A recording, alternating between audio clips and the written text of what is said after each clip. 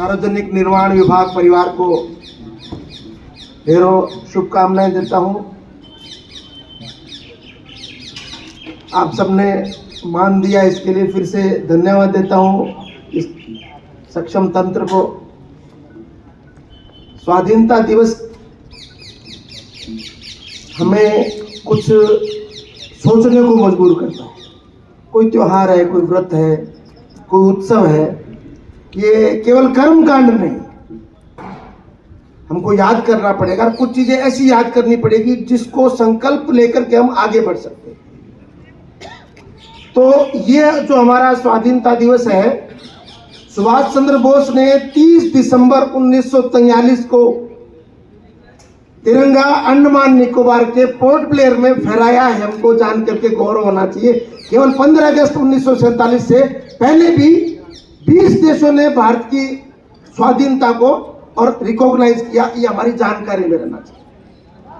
और एक ये भी जानकारी रखना कि जब हम भारत बोलते हैं तो भारत यानी भारतवर्ष, जम्बू द्वीप, आर्यावर्त, अजनाब वर्ष, हिमवर्ष, हिंदुस्तान, ये सारी बातें जब याद रखेंगे तो हमको और गौरव होगा।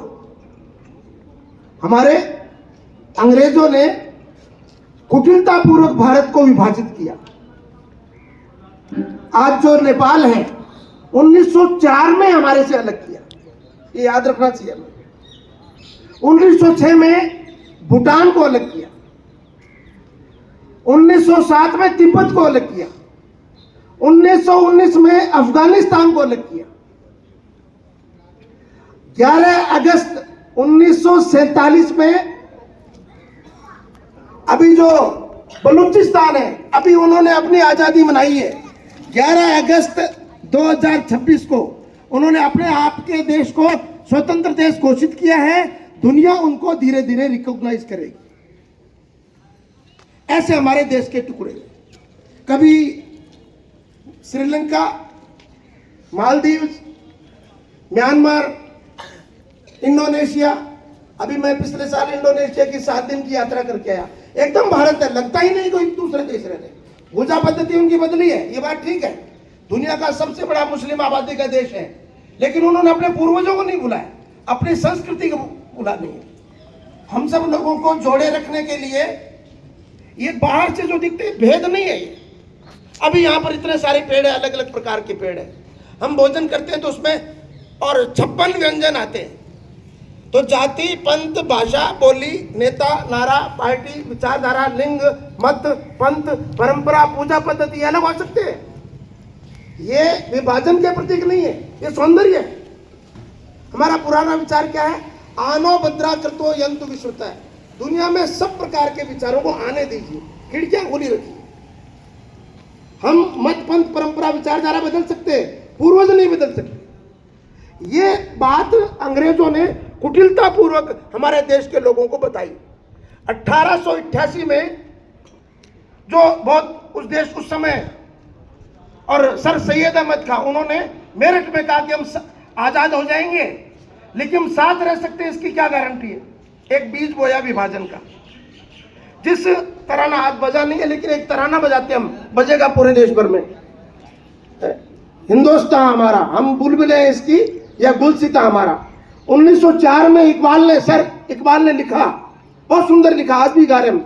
लेकिन उसी इकबाल ने 1910 में एक अलग तराना लिख दिया जिसमें विभाजन के बीज थे। 1929 में पूरे देश ने, उसमें सब हिंदू मुसलमान सब लोगों ने मिलकर के लाहौर में प्रतिज्ञा की, हमें पूर्ण स्वराज्य से नीचे कुछ नहीं चाहिए। अंग्रेजों ने और 1905 में बंगाल के 2 टुकड़े किए, 2 टुकड़े कर दिए। लेकिन 5-7 सालों में ही सब लोगों ने, उसमें हिंदू भी थे, मुसलमान भी थे, सब लोगों ने मिलकर के कि भाई हमारी पूजा पद्धति अलग हो सकती है, लेकिन हमारा ये बंगाल उस समय 2 टुकड़े किए। सब मिलकर आंदोलन किया तो 7 हो गए। वापस से बंगाल अखंड हो गया। लेकिन दुर्भाग्य है कि जिस विचार को लेकर के बंगाल जुड़ा, वो विचार बाद में कमजोर पड़ गया।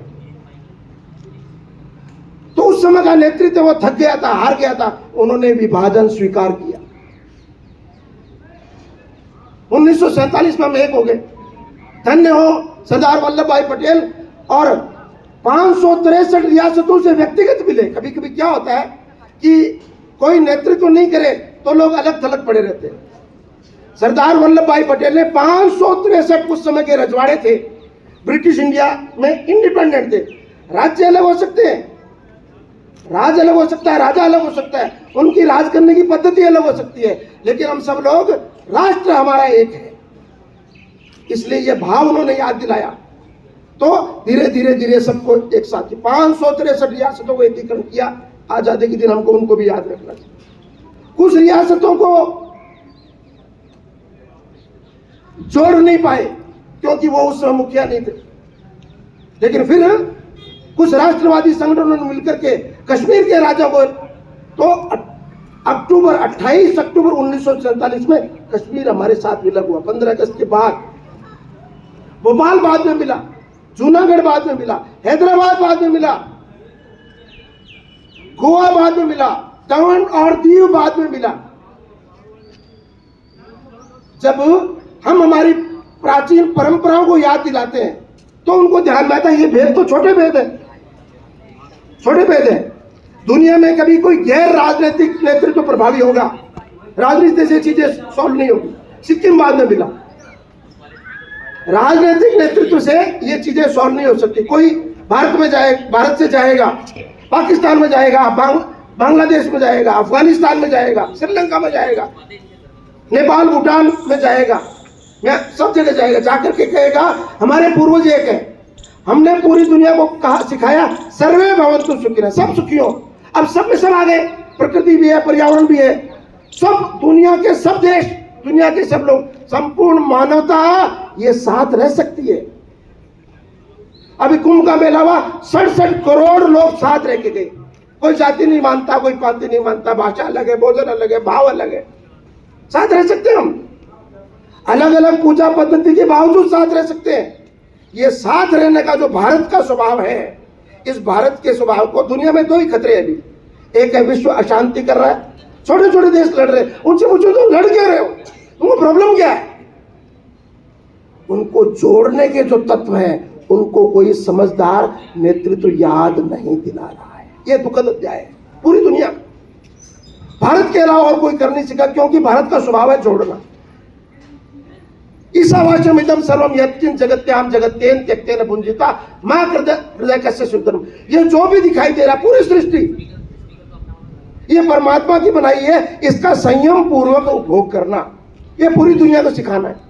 लड़ाई किस चीज के लिए लड़ाई कर रहे हैं, क्या कारण है। 84 लाख योनियों में मनुष्य एक ऐसी योनि है जिसको विकल्प है। समझदारी रहेगी तो अच्छे विकल्पों पे काम करेगा, हम मिलकर साथ रह सकते हैं। युद्ध की जरूरत को समाप्त करना पड़ेगा, हथियारों की होड़ को समाप्त करना पड़ेगा, लेकिन सिखाएगा कौन। गैर राजनीतिक भारत का कोई नेतृत्व हमारे वैसे, जैसे श्री रविशंकर जी है, 110 देशों में वो जाते हैं, उसमें मुस्लिम राष्ट्र भी है, ईसाई राष्ट्र भी है, वो दुनिया को जोड़ रहे हैं। योग के कारण से हमने पूरी दुनिया को जोड़ा। राजा अलग रहे, उनकी करेंसी अलग रहे, उनकी राजधानी अलग रहे, हम पूरी दुनिया की राजधानी दिल्ली को नहीं बनाना चाहते। अखंड भारत की संकल्पना आज हमने करना, वंदे मातरम गाया है, जनगण मन गाया है। जर्मनी आज से करीब 20 साल पहले 2 देश थे, सेकेंड वर्ल्ड वॉर में दीवार खींच दी, एक बर्लिन में, लेकिन उनको समझदारी आई, दीवार ध्वस्त कर दी। ये कोई सेटल्ड फैक्ट नहीं है, भारत का विभाजन सेटल्ड फैक्ट नहीं है। जमीन पे खींची हुई रेखाओं को मनुष्य ने खींचा, इसको मिटाया जा सकता है। हमको जाकर के समझाना पड़ेगा हमारे जो भी आसपास के राष्ट्र हैं, लेकिन खुले मन से समझाना पड़ेगा। ये बड़े और लोगों का दायित्व। हमारी क्या जिम्मेदारी है, स्वतंत्रता दिवस पर, स्वाधीनता दिवस पर अच्छा कहा हमारे माननीय मुख्यमंत्री व अतिरिक्त सचिव महोदय ने, हम स्वाधीन हो गए, स्वतंत्र अभी नहीं हुए। चल रहा हमारा, नहीं हुआ ऐसा तो करें ठीक नहीं। 1950 में हमारा संविधान लागू हुआ तो हम स्वतंत्र होने की तरफ बढ़ पड़े। जो हमारा तंत्र है वो तंत्र भारत की जो प्रेरणा है सबको साथ लेके चलने की। अहम ब्रह्मास्मि तत्त्वमसि, मैं ब्रह्म और सब वही हो, इतना बड़ा भाव समाज को, तंत्र को सिखाना है। इसके लिए मैं आपको फिर से शुभकामना देता हूं। जल्दी ही हम सब लोग मिलकर के जहां हम रह रहे हैं जितना कर सकते हो उतना करो। कोई जरूर नहीं कोई पूरे देश में जाके करे। हम जा रहे हैं, हमारे घर में करो, मोहल्ले में करो, गली में करो, सोसाइटी में करो, जितना कर सकते हो उतना करो, अच्छा करो, मिलके करो, जितना समय लगा सकते हैं। क्योंकि ये समय कीमती है, समय कीमत मांगता है। समय पे दिया गया समय तय करेगा कि आगे आने वाला कैसा समय। ये मुट्ठी में से रेत की तरफ फिसल रहा है समय।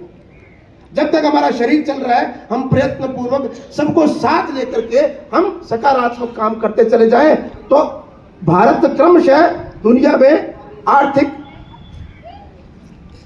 सैनिक, टेक्नोलॉजी से आगे बढ़ रहा है। लेकिन भारत की भूमिका है पूरे दुनिया में सबको साथ लेके हम कैसे चल सकते हैं, इस भूमिका में भारत आए, ऐसी एक शुभकामना करते हुए हम लोग मिलकर के इस दिशा में आगे बढ़े। ऐसे मेरे 2 शब्द कह करके अपनी वाणी को विराम देता हूं। जय हिंद, जय भारत।